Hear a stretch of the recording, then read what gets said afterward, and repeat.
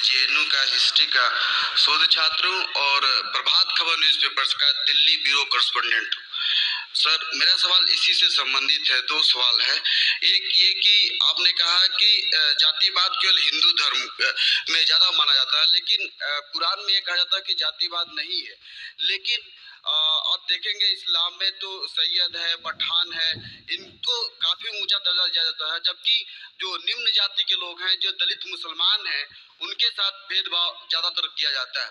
दूसरा कि ट्रिपल तलाक के बारे में बताइए। मेरा ऐसा मानना है कि इस्लाम धर्म को बदनाम करने के लिए कुछ हिंदू संगठनों ने ट्रिपल तलाक को बहुप्रचारित किया और बदनाम कर दिया। भारत के जन जन में ये मानना है कि मुसलमान औरतों के साथ अच्छा व्यवहार नहीं किया जाता, खासकर ट्रिपल तलाक को लेके। मैं चाहता हूं कि इस पर स्पष्ट करें। Thank you. भाई साहब ने दो सवाल पूछे। पहला सवाल कि मैं कहता हूँ कि इस्लाम में जात पात नहीं है, तो इस्लाम में सैयद है, पठान है, ये सब क्या है? अल्लाह सुब्हानहू व तआला फरमाते हैं सूरह हुजुरात में, सूरह नंबर 49 आयत नंबर 13 में, या अय्युहन नास इन्ना खलकनाकुम मिन ज़करिन व उनसा व जअलनाकुम शुऊबन व क़बाइला लिताअरफू इन्न अक्रमकुम इंदल्लाहि अत्क़ाकुम इन्नल्लाहा अलीमुन खबीर।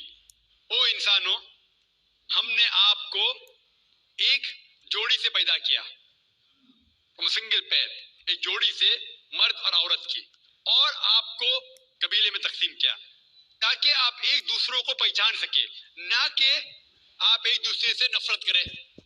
आपको कबाइल में तकसीम किया जो कि आप एक दूसरे को पहचान सके, ना कि आप एक दूसरे से झगड़े या इख्तिलाफ पैदा करें। और सबसे अच्छा इंसान वो है जिसके पास तकवा है। कुरान शरीफ में अल्लाह सुब्हानहू व तआला फरमाते हैं कि इंसान को परखा जाता है ना कि उनकी जायदाद पे, ना दौलत पे, ना रंग के ऊपर कि काला या सफेद, ना अमीर या गरीब, लेकिन तकवे पे। अल्लाह सुब्हानहू व तआला से कितनी मोहब्बत है, कितना खौफ है। और तकवा ये चीज है जो इंसान को ऊपर लेके जाता है दूसरे इंसान से। तो जात पात इस्लाम में बिल्कुल नहीं है। और मोहम्मद सल्लल्लाहु अलैहि वसल्लम ने आखिरी हज्जतुल विदा में कहा कि ना कोई अरब गैर अरब से बेहतर है, ना कोई गैर अरब अरब से बेहतर है, ना ही कोई सफेद इंसान काले से बेहतर है, ना कोई काला इंसान सफेद से बेहतर है। सिर्फ तकवे से इंसान ऊपर हो सकता है। तो जात पात इस्लाम में नहीं है। ये तो सरनेम है, खान, पठान, शेख, सैयद, ये सरनेम है। सरनेम मतलब जैसा होता है ना, सरनेम मिसाल के तौर पर इंडिया में कितने लोग का सरनेम है, देसाई सरनेम है, पटेल है, जोशी है, जो भी है, ये सरनेम है। किधर भी कुरान या हदीस में नहीं लिखा गया है कि खान शेख से ऊपर है। हाँ, शेख जो अरबिक में हम सर कहता कहते, सर सर मतलब मोहतरम, तो उस तरीके से अरबी में शेख एक लक़ब है जिसे अरबी के अंदर कहा जाता है मोहतरम, या कोई ज़ईफ इंसान को या कोई मालदार इंसान को, वो अलग लक़ब है। लेकिन जहां तक कि सरनेम में इस्लाम में कई भी जात पात ऊंची नीची बात है ही नहीं, ये बिल्कुल गलत है। लेकिन मैं जानता हूं कि कुछ मुसलमान देहात में इसको मानते हैं कि मैं पठान हूं तो और ऊंचा हूं, मैं शेख हूं तो ऊंचा हूं, सैयद हूं तो ऊंचा हूं। ये उनकी गलत फहमी की वजह से कुछ मुसलमान, बहुत कम है, लेकिन मैं जानता हूं ये बिल्कुल इस्लाम नहीं कहता है कि इंसान को जात पात के ऊंच नीच के अंदर बनाया गया है। आपका दूसरा सवाल, तो 3 तलाक का कह रहे थे कि मीडिया काफी 3 तलाक उछाल रही है, और इसका क्या जवाब है? अफसोस की बात है कि माशरे में, मुसलमान के माशरे में 3 किस्म की तलाक है। मुसलमान के माशरे में, सोसाइटी में, एक तलाक बिदअत, तलाक तलाक तलाक एक साथ में को हो जाती है। एक तलाक हसन, जो तलाक दो, एक माह रुको हैज के लिए, फिर तलाक दो, फिर रुको, फिर तीसरा तलाक दो। और तीसरा तलाक के हसन, जो बिल्कुल सही तरीका है, जो कुरान शरीफ के है, तलाक दो और 3 माह रुको। कुरान की आयत है सूरह बकरा में, सूरह नंबर 2 आयत नंबर 228 में लिखा हुआ है कि जब भी आप तलाक देंगे तो 3 माह या 3 हैज की इद्दत है। तो तलाक पूरे मुकम्मल होने के लिए 3 हैज या 3 माह, 3 मेंस्ट्रुअल साइकिल और 3 मंथली कोर्सेज मस्ट है, कंपलसरी है। अफसोस की बात है कि ये जो इख्तिलाफ उम्मत में है उसकी एक वजह है ایک صحیح حدیث ہے ابن عباس رضی اللہ عنہ، وہ فرماتے ہیں کہ محمد صلی اللہ علیہ وسلم کے دور میں 3 طلاق ایک ہی مانی جاتی تھی. حضرت ابو بکر کے دور میں 3 طلاق ایک ہی مانی جاتی تھی. حضرت عمر کے پہلے 2 سال کے دور میں 3 طلاق ایک ہی مانی جاتی تھی، لیکن اس کے بعد حضرت عمر رضی اللہ عنہ اس سچویشن کو دیکھ کے وہ کہتے اگر کوئی شخص 3 دے دیا تو 3 ہو جاتی ہے. اس حدیث کی وجہ سے جو اختلاف امت میں ہے اور کئی علماء میں اختلاف ہے، لیکن علماء میں اختلاف ہے رہے گا ایک منچ پہ آئیں گے کہ اللہ عالم. لیکن اگر آپ قرآن کی روشنی میں پڑھتے ہیں، قرآن میں طلاق کا ذکر کیا گیا ہے سورہ بقرہ میں سورہ نمبر 2 آیت نمبر 228 سے لے کے 240 تک، اور سورہ طلاق میں سورہ نمبر 65 آیت نمبر 1 سے 7. جو قرآن مجید میں طلاق کا ذکر ہے اس کے اندر یہ ہے کہ کبھی کوئی ڈفرنس آف اوپینین، کوئی جھگڑا ہو جاتا ہے شوہر اور بیوی میں، تو پہلا شوہر بیوی بیٹھ کے بات کرے. ایسا نہیں کہ بیوی نے نمک زیادہ ڈال دیا اور طلاق طلاق طلاق کہہ دیا اور طلاق ہو گیا. اگر بیوی میں نمک زیادہ ڈالا، بولے آپ کو نمک کم چاہیے، معاملہ سلجھ جائے گا، بیٹھ کے بات کرو. پھر بھی بات نہ بنے تو اللہ تعالیٰ فرماتا ہے سورہ نساء میں سورہ نمبر 4 آیت نمبر 35 میں کہ آپ کے درمیان ایک حکم رکھو، ایک آربیٹر بیوی کی طرف سے، ایک آربیٹر شوہر کی طرف سے. مطلب آربیٹر حکم کہتے ہیں، آربیٹر کو حکم رکھو بیوی کی طرف سے اور شوہر کی طرف سے، اور معاملہ کو سلجھا لو. پھر بھی اگر بات نہیں مانے تو آپ پھر طلاق دے سکتے ہیں. جو طلاق دیتے ہیں تو کئی اس کے کرائٹیریاز ہے کہ حیض کے وقت طلاق مت دو، جب آپ غصے میں طلاق مت دو، شراب کی حالت میں طلاق مت دو.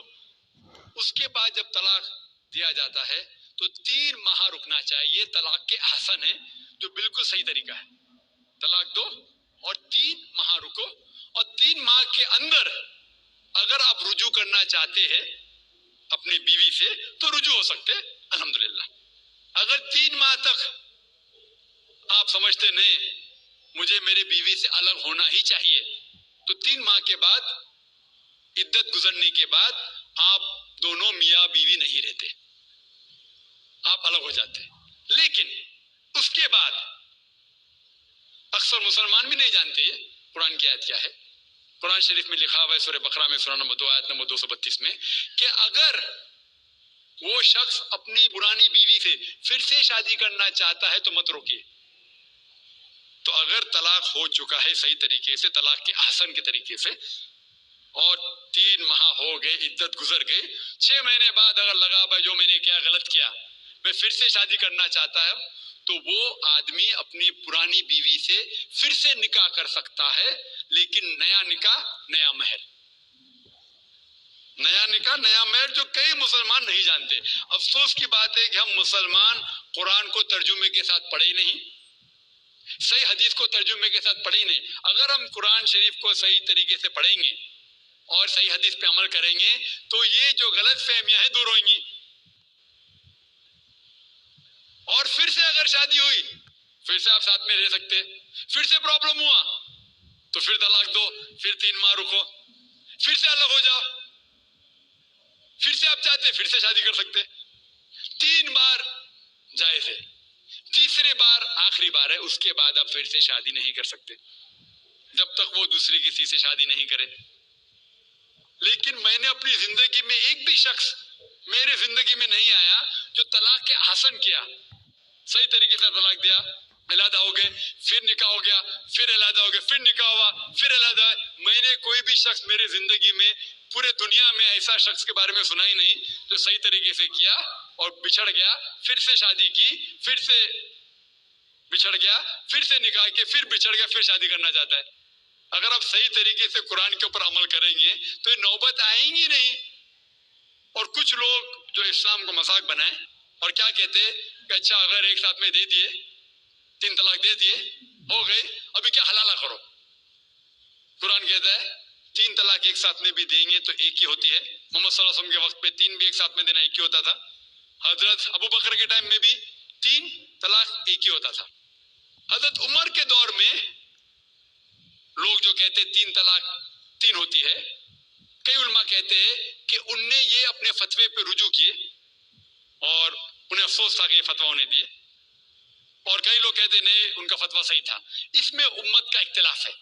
لیکن اگر قرآن کی روشنی میں دیکھیں گے تو 3 طلاق ایک ساتھ میں بھی دیں گے تو ایک ہی ہوتی ہے.